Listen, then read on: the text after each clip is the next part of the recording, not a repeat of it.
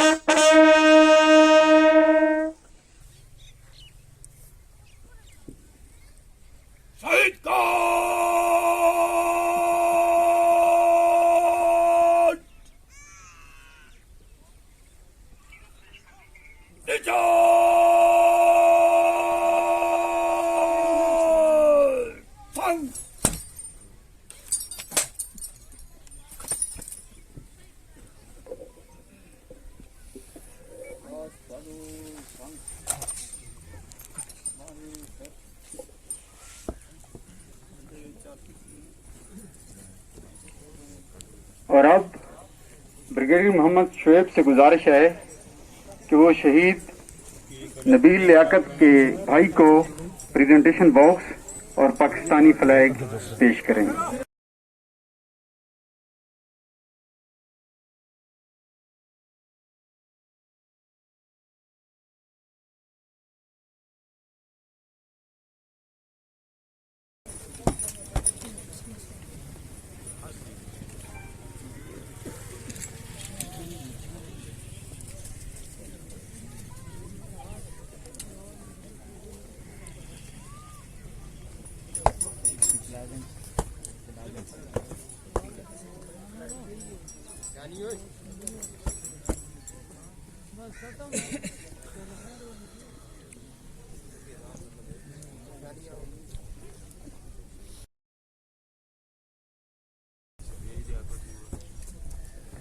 और अब तमाम हज़रात से इल्तमास है कि वो मौलवी साहब के साथ मिलकर शहीद के इसाले सवाब के लिए इज्तिमाई दुआ फरमाएं।